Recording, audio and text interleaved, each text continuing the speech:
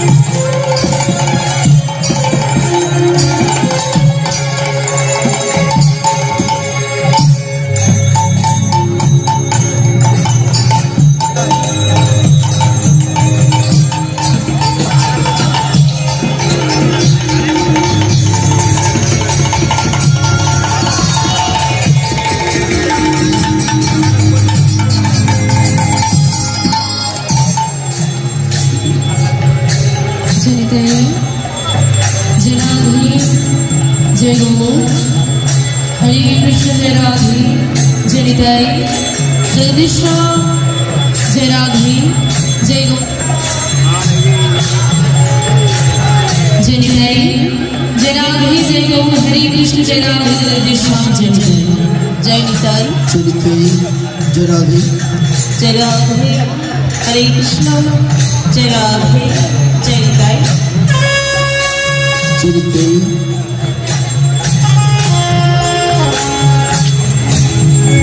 जय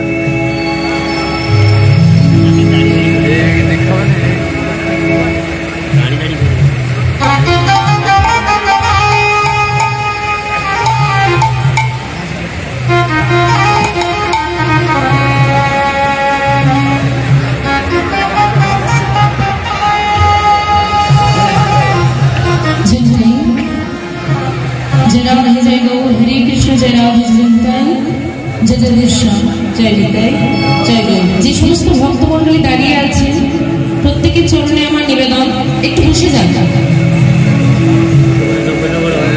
দেখো বাবা, ব্যস্ততা সবার আছে, কিন্তু তুমি যেটুকু সময় বাঁচানোর জন্য দাঁড়িয়ে আছো না, যে দাঁড়িয়ে আছে ভিড়ের মধ্যে বসে বলে উঠে যেতে পারবো, ব্যাস এটুকু চিন্তা নিয়ে দাঁড়িয়ে আছো না, ভগবান চাইলে দাঁড়ানোর সময়টুকু তোমাকে দেবেন। বাবা, কাজের জন্য বসার সময় আছে, টিভি দেখার সময় বসার সময় আছে, চলো সারাদিন পরিশ্রম করে রাতে ফেসবুক ঘাটানোর সময় আছে, ভগবানের জন্য 2 মিনিট বসার সময় নেই। এটাই হবে সুবিধে।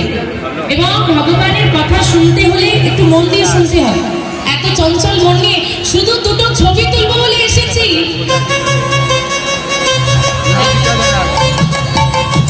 দুটো ছবি তুলে চলে যাবো এরকম মানসিকতা রেখো না, অন্তত ভগবানের 2টো কথাও শুনে যাও। সবাইকে বলছি বাবারা বসে পড়ুন।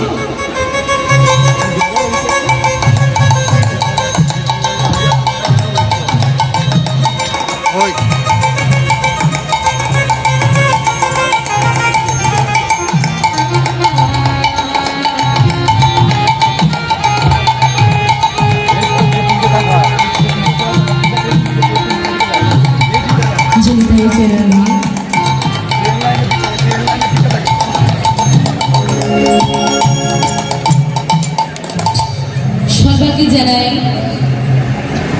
সমবেত গৌর অনুরাগী, কৃষ্ণ অনুরাগী ভক্তবৃন্দ, আমার গৌর গোবিন্দের দাস, রাধারানীর দাস, সাধুগুরু বৈষ্ণব চরণের দাস এবং উপস্থিত সমস্ত কৃষ্ণ অনুরাগী, গৌর অনুরাগী ভক্তবৃন্দ এবং আমার মহামায়া শক্তি স্বরূপিণী ভক্তিমতী মাতৃবর্গে শ্রীযুগল রাঙা চরণ তলে রইল এই জ্ঞান শূন্য ভক্তি শূন্য অধমা অনন্ত কোটি দণ্ডবত প্রণত নিবেদ।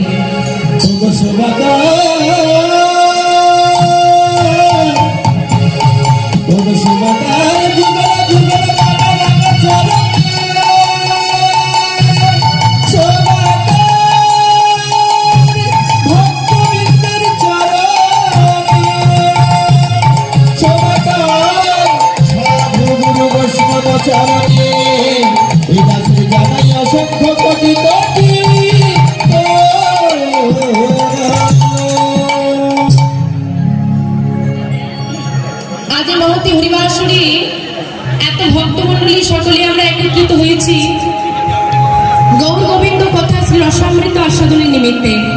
তবে জানি না আপনাদের মতো কৃষ্ণ অনুরাগী, গৌর অনুরাগী, জ্ঞানী গুণী ভক্তবৃন্দের সম্মুখে দাঁড়িয়ে আমার মতো জ্ঞান শূন্য ভক্তির শূন্য অধমা হয়ে আমি গৌর গোবিন্দ কথার কতটুকু বর্ণনা করতে পারবো, আদৌ পারবো কিনা। কারণ এখানে যে সমস্ত ভক্তমণ্ডলী এবং বাবারা মায়েরা উপস্থিত রয়েছে সবাই আমার থেকে জ্ঞানে গুণে ভক্তিতে বয়সে সব দিক থেকেই আমার থেকে বড়। এবং এখানে বিভিন্ন ভক্তমণ্ডলী বাবা উপস্থিত রয়েছে যাদের জ্ঞানের কাছে আমার জ্ঞান নগণ্য মাত্র। হয়তো একটা মহাসমুদ্রে যখন আমরা একটা হাত ডোবাই কি বাবা, হাত থেকে জল খসে পড়ে না, তো যে বিন্দুটা পড়ে ওই বিন্দুর অর্ধেক সেটুকু জ্ঞান বোধহয় আমার নেই। তাই সকলের চরণে আমার নিবেদন, ভক্তমণ্ডলীরা যে যেখানে যে অবস্থায় উপস্থিত রয়েছে সেখান থেকে আপনাদের চরণ ধুলার যত্রিঞ্চি আমার মস্তকে দিন। সবাই মিলে আমার কৃপা করুন, আশীর্বাদ করুন, যেন আপনাদের সবাইকার চরণ ধুলি মাথায় নিয়ে আপনাদের কৃপায় শক্তিশালী হয়ে এই মহতী হরিবাসরে দাঁড়িয়ে আমি কিছু গৌর কথা, কৃষ্ণ কথা বলতে পারি। জানি না কতটুকু বলতে পারবো, তার মধ্যে থাকবে অসংখ্য ভুল ত্রুটি। লীলা প্রবেশনার্থে আমি যদি কোনো ভুল ত্রুটি করে থাকি, বাবাদের চরণে অপরাধ করে থাকি, মায়েদের মনে ব্যথা দিয়ে থাকি, আমায় নিজের সন্তান সম মনে করি ক্ষমা করে দেবেন। নিতাই গৌর হরি হরি হরি। সবার একটা কথা জানিয়ে দিই বাবা, সময়টা কিন্তু আমাদের কাছে অতি অল্প, শুধু অল্প বলবো না, সীমিত বলবো না, অতি অল্প। বাবারা অনুরোধ করেছে মা তুমি খুব কম সময়ের মধ্যে বলার চেষ্টা করবে, কারণ আপনাদের সবাইই জানা 10টা পর্যন্তই, খুব বেশি হলো না 10:30 বলেছেন করতে পারবেন, এর থেকে বেশি করা হয়তো যাবে না। তাই আমি চেষ্টা করব যত কম সময়ে মায়েদের কাছে আমার গোবিন্দের কথা উপস্থাপিত করা যায়। তো আজকে যতটুকু পারবো করার চেষ্টা করব, এবং আজকেই তো পরের দিন আমাদের কাছে। যাই হোক, আজকে এই যে গৌর গোবিন্দ কথা আস্বাদনে আমরা এসেছি, মহাজন বললেন পূর্ব জন্মের থাকে যদি সুকৃতি সঞ্চয়, ইহ জন্মে হয় তবে সাধু গুরু বৈষ্ণব উপচয়। সাধুগুরু বৈষ্ণব উপচয়। বহু জন্মের সুকৃতি থাকলে তবে এমন সুন্দর হরিবাসনে বসে সাধু সঙ্গ করা যায়। আমাদের এই কলিযুগে সত্যযুগে ধ্যান ত্রেতায় যাগযজ্ঞ দাপরি পূজা পরিচর্যা, কলিযুগে হরি নামইব কেবল। এখনো বহু মানুষের এমন চেতনা রয়েছে বাবা, যারা এখনো মনে করে হরি নামের কি প্রয়োজন। আমরা সনাতন ধর্মের মানুষ হয়ে গোবিন্দের নাম কেন করব? আমার তো অনেক টাকা আছে, আমি কেন গোবিন্দ চরণের দাস হব? একটা কথা মনে রেখো বাবা, যেদিন তুমি এসেছিলে নিজের কাছে একটা বস্ত্র বলতেও ছিল না, আর আজকে তুমি যা দেখছো সবই নাকি তোমার। হ্যাঁ, বাসে উঠে সিটে বসে পড়েছে, দিয়ে বলছে সিটটা আমার, আমি রেখে যাচ্ছি, এক্ষুনি এসে বসবো। চলো, যা দেখছো সব তোমার। আবার যেদিন পৃথিবী ছেড়ে চলে যাব, যতই বলি আমার বাড়ি, কিছুই কিন্তু তোমার সঙ্গে যাবে না। তোমার ছেলেকে বলে যাবে যে শোন বেটা, আমি তো মারা যাবো, তা আমাকে উঠে চালিয়ে দিবি, তুই পুড়িয়ে দেবে তো? তা আমি যে বাড়িটা করেছি তুই আগুন ধরিয়ে দিবি, ধরিয়ে দেবে? তাহলে তুমি পুড়ছো পুরো, কেন আমাদের ভবিষ্যৎ থাকতে যাবো? তাই যেদিন পৃথিবীতে এসেছিলাম তেমন কিচ্ছু ছিল না, আবার যেদিন চলে যাবো সেদিন আমাদের সঙ্গে সাথে কিছুই হবে না। সঙ্গে কি যাবে? চারজনে কাঁধে তুলে নেবে, নিয়ে চিৎকার করে বলতে বলতে যাবে, বলো হরি, বলো হরি, বলো হরি। তার সঙ্গ করো না যেটা তোমার সঙ্গে তুমি নিয়ে যেতে পারবে না, সেটার সঙ্গ করো যেটাকে তুমি সঙ্গে করে নিয়ে যেতে পারবে। সেই নাম হচ্ছে আমাদের সঙ্গে। তো বাবা, আমাদের হাত কটা? হ্যাঁ, দুটো না, না, বাবা বলেছে তিনটে, একদম সঠিক উত্তর। ডান হাত, বাম হাত, আর একটা অজু হাত, এর কোনো বিকল্প নেই। দাদা কীর্তন শুনতে যাবে, আরে অফিসের ছুটি নেই, ছুটির দিন হলে যেতাম, তাই তো? এখন ভগবান বিপদে পড়েছে, না না, অজু হাত ভগবানকেই দেখিও না, কারণ তুমি একটা সংসার নিয়ে ব্যস্ত, সে পুরো জগৎ সংসারটা চালাচ্ছি। বেশি কথা বলার সময় নেই, লীলা বিষয়বস্তুর মধ্যে প্রবেশ করবো। তার আগে সবাই মিলে একটু নাম গাইবে, গাইবে তো? বাহ, তা যার যার তিনটে হাত আছে, একটা হাত দিয়ে মোবাইল ধরুন, বাকি দুটো হাত দিয়ে করতালি দিন। আর যার যার তিনটে হাত নেই, মোবাইলগুলো রেখে দিয়ে দুটো হাত দিয়ে করতালি। হরে রাম, হরে রাম, রাম রাম, হরে হরে, হরে কৃষ্ণ, হরে কৃষ্ণ।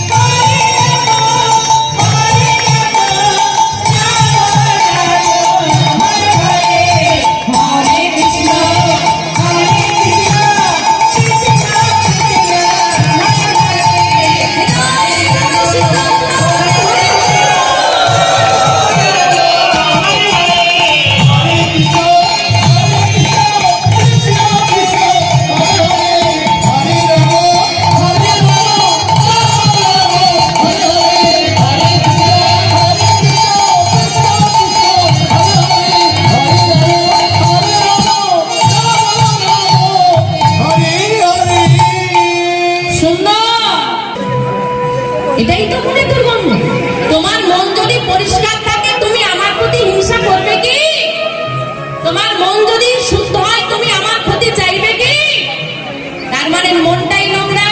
আর জেনে রাখো আমার নোংরা জায়গায় কেউ থাকতে চায় না। প্রত্যেকটা জীবের মধ্যে ভগবান থাকে। প্রত্যেকটা জীব, সামান্য পিঁপড়েকেও ভগবান সৃষ্টি করেছে অনেক যত্ন দিয়ে, শুধু মানুষকে নয়। প্রত্যেকটা জীবের পৃথিবীতে অধিকার এবং নিজ কর্ম আছে। তাই মনে রাখবে মা, ভগবান সব জীবের মধ্যে থাকতে পারে, কিন্তু যার হৃদয়টা নোংরা তার মধ্যে ভগবানকে অনুভব করা যায় না। তাই বলছে দেহটাকে পরিষ্কার করার আগে মনটা পরিষ্কার করো। এখন দেহ পরিষ্কার করার জন্য সবার বেরিয়েছে, মন পরিষ্কার করার জন্য কি করব? কি করব? সাধু সঙ্গ, সাধু সঙ্গ সর্বশাস্ত্রে কর। সাধু সঙ্গ, সাধু সঙ্গ সর্বশাস্ত্রে কর। লওয়া মাত্র সাধু সঙ্গ জীবের চিত্ত শুদ্ধি হয়। লওয়া মাত্র সাধু সঙ্গ জীবের চিত্ত শুদ্ধি হয়। এই যে এই জায়গাটা, এইটা হচ্ছে সাধু সঙ্গ। যত তুমি সাধু সঙ্গ করতে পারবে, যত সাধুদের চরণ তোলা অঙ্গে মারতে পারবে, যত বৈষ্ণব সঙ্গ করতে পারবে, ততই তোমার চিত্ত শুদ্ধি হবে। এবার আপনি বলবেন মাতাজি কি বলছেন? আমি নাকি কোটিপতি, আমি ওই গীতাকার বাবাজি, তার জন্য মাথা ঠুকবো? আরে তুমি মানুষ, তুমি মানুষ, এটা চিন্তা করো। বিশাল মরুভূমি থেকে এক মুঠো বালি তুলে নিলে মরুভূমির কোনো ক্ষতি হয় না। তাই পুরো পৃথিবীতে তুমি মারা গেলে কাউকে কিচ্ছু যায় আসে না। এমন কিছু ছেলেরও না। বৃদ্ধ হলে ছেলেই আগে ভাবে বেটা কবে মরবে, ভালো লাগে না বুড়োটাকে নিয়ে। দিন রাত্রি শুধু ডাক্তারখানা যা আর রাত জেগে পড়িয়া। কিন্তু যিনি স্বয়ং ভগবান, যিনি স্বয়ং ভগবান, সে তো কোনো অহংকার রাখেনি, সে তো কোনো জাত ভেদ রাখেনি। সে স্বয়ং চরণ ধুলা মাগবে বলে ভগবান শ্রীকৃষ্ণ, যিনি রাজার ছেলে, নন্দ রাজা বসুদেবের বংশের কারাগারে বসুদেবের কাছে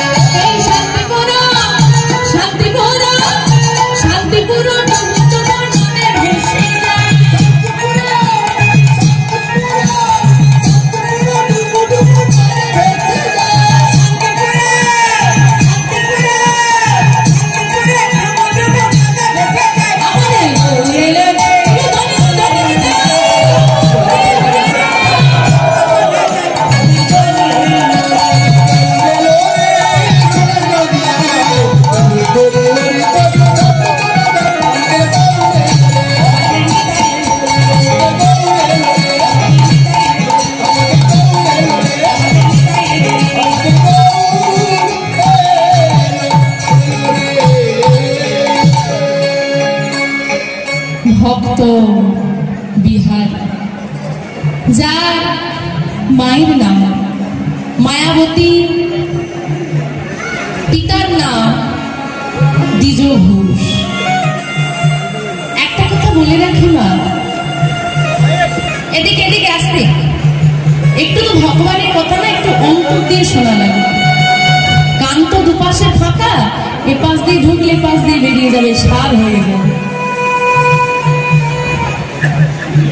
মাটি যদি বিষাক্ত হয়, মাটি যদি বিষাক্ত হয়, যত ভালোই বীজ নাও, পৃথিবীতে এমন কোন ডাক্তার নেই যে মায়ের সমান হতে পারে, যে মুখ দেখে বলে দিতে পারে কিরে মা খারাপ। পৃথিবীতে এমন কোন শান্তির জায়গাতে এমন কোন মানুষ নেই, কোন মানুষ যে বছরে পুজোর সময় নিজের পোশাকটা না কিনে ছেলের জন্য দুটো পোশাক আনতো, ছেলেটা বেশি আনন্দ পাবে। এই মানুষগুলো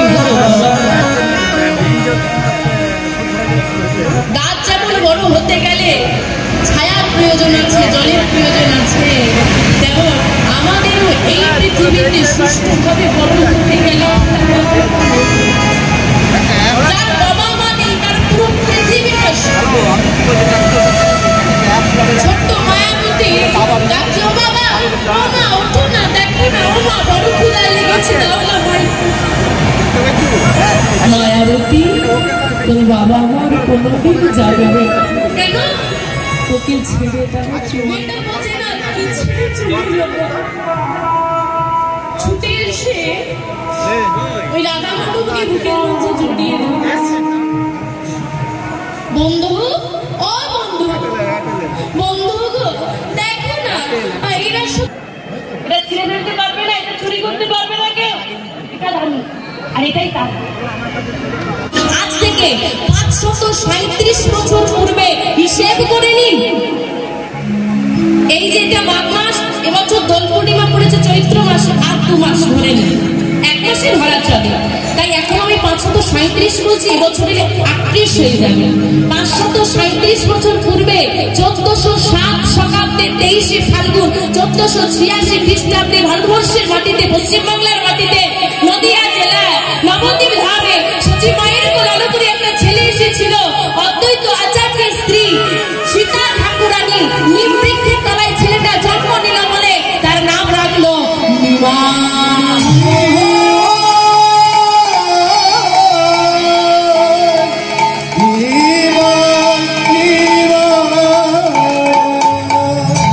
আপনার বয়স কত? আপনি 40 পেরিয়েছে? আমাদের একটা সৌভাগ্য আছে, একটা দুর্ভাগ্য আছে। সৌভাগ্যটা কি?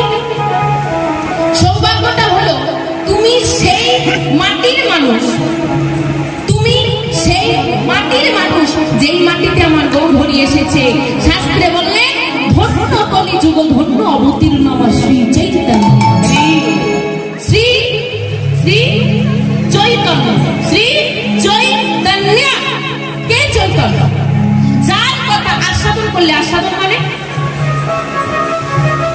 শুনলে, বলছে যার কথা আস্বাদন করলে জীবের চেতনা জাগ্রত হয়, তিনি হলেন চৈতন্য। এখন বলবেন আচ্ছা চেতনা মানে কি, অচেতন মানে কি? সেন্সলেস বা অজ্ঞান। এখন এখানে কে অজ্ঞান হয়ে পড়ে আছে? কেউ অজ্ঞান হয়ে পড়ে আছে, তাহলে চেতনা আসবে। আচ্ছা চেতনা তো সবার আছে, তাহলে বিষয়টা কি? আমরা অবচেতন জীব। কিরকম প্রমাণ দেব? দেব না কি না? প্রত্যক্ষ প্রমাণ দেব। আমার কথাটা মন দিয়ে শুনবে, যার মনে হবে হাত তোলার প্রয়োজন আছে তুলবে, যার মনে হবে না প্রয়োজন নেই তুলবে না। পরিষ্কার কথা, সবার জন্য কথাটা নয়, কিছু বিশেষ মানুষের উদ্দেশ্যে আমি বলছি, শুনুন তারপর হাত তুলবে। এখানে যারা বসে আছেন কারা কারা হয়ে গেলাম না অবচেতন? বিশ্বাস করো তো কোনো লাভ নেই, সেই তো মিথ্যে কথা বলে বেড়াচ্ছে। এই জন্য বলছে যার কথা আস্বাদন করলে যে চেতনা জাগ্রত হয় তিনি হলেন চৈতন্য। তার সৌভাগ্যের বিষয় কি বললাম? ধন্য কলি যুগ ধন্য অবতীর্ণ শ্রী চৈতন্য গৌরহরি এসেছে এবং সেই মাটির মানুষ, এটা আমাদের সৌভাগ্য। দুর্ভাগ্য কি? মাত্র 48 48 বছর, মাত্র 48 বছর গৌরহরিকে আমরা এখানে পেয়েছি। দুর্ভাগ্য কি আজকে যার কথা আস্বাদন করার জন্য, আচ্ছা আমার কথাগুলো কি স্পষ্ট শোনা যাচ্ছে বা বুঝতে পারছেন? অনেকেরই বাংলা এখন ওই গৌর নিতাই যদি আমাদেরকে কৃপা করে নাম না প্রচার করতো, হাতে ধরে পায়ে ধরে মার খেয়ে নিত্যানন্দ দয়ালকে মার দিয়েছে, হ্যাঁ ঝরঝর করে রুদে ঝরছে, তাও বলছে কষ্ট হচ্ছে, মারলে লাগলে কষ্ট হবে না, রক্ত ঝরছে, তাও ঝরঝর করে রুদে ঝরছে, জল পড়ছে, আর হাসতে হাসতে বলছে আরো মা। কিন্তু কৃষ্ণ বল, এমন করি যদি দয়াল আমার গৌর হরি নামের প্রচার না করতো, আজকে যে সবাই মিলে বসে আনন্দ করছি এটা আমাদের হতো না। তাই চলুন সবাই মিলে আমরা নিতাই গৌর নামে একটু উলুধ্বনি করবো। মায়েরা একটু জোরে উলুধ্বনি করেন দেখি। আমার গৌরী নুরি, আমার গৌরী কোথায় এসেছে গো? বাবা সোনার নদিয়া। তা কোন নদিয়া? নদিয়া কেউ গেছেন? একটু হাত তুলবে যদি নদিয়ায় কেউ যেয়ে থাকেন। বাবা তা ক কেজি সোনা নিয়ে এলে দাদা? পাওনি সোনা? গৌরহরি গায়ের বর্ণটা ছিল, গায়ের বর্ণ মানে রং কাঁচা সোনার মতো, এই জন্য বলা হচ্ছে সোনার গৌর। আর সোনার গৌর এসছে বলে সোনার নদিয়া। নদিয়া কেন যাবো? নদিয়া ভক্ত যেখানে ভগবান সেখানে। তাই এত যে আমরা ভক্তরা বসে আছি, ভগবানকে ডাকার মতো ডাকতে পারি, তিনি স্বয়ং আসবেন। তা গৌরহরিকে ডাকার আগে যার উদ্দেশ্যে আমরা গৌরহরিকে ডাকছি আজকে, সে নামটা আমি আগেই বলেছি, বাঁকে। বাঁকে মানে হচ্ছে বাঁকা, বাকি রয়ে গেল বিহারী লাল কথাটা। তা বিহারী লাল নামটা কিন্তু ভগবানের নাম নয়, একটা বাচ্চা ছেলের নাম। এখন কথা হলো বাচ্চা ছেলের নাম ভগবানের নাম হয়ে গেল কি করে? এই বিষয়বস্তু আজকে আমরা আস্বাদন করব। আজকে আমাদের বিষয়বস্তু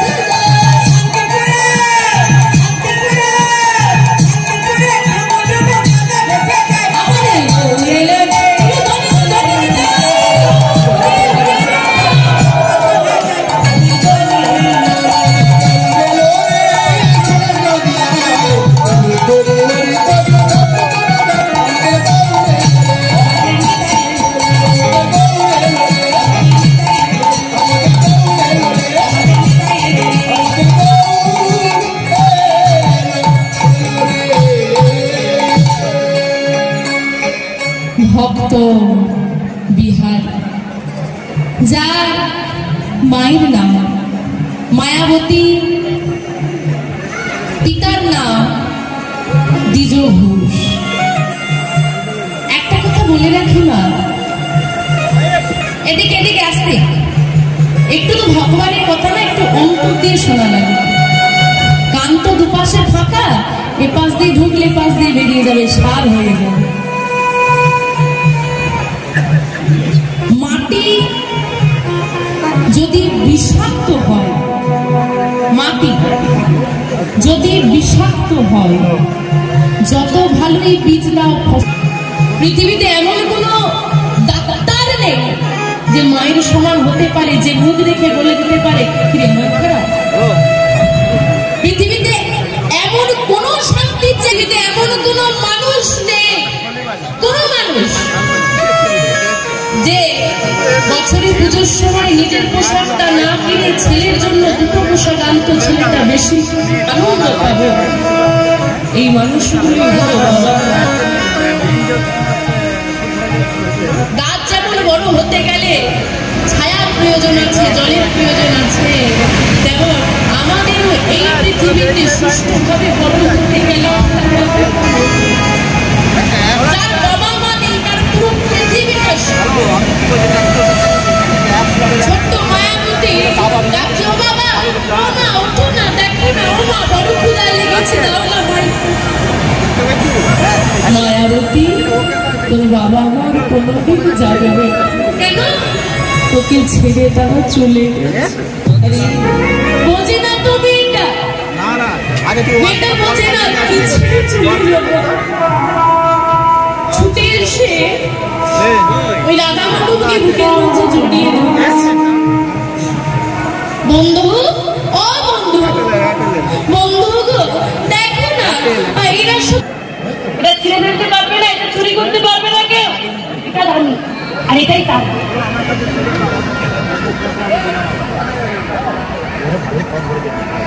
কি করবো গো, ছোট তো মেয়ে, একটা ছেলে হয়ে সমাজে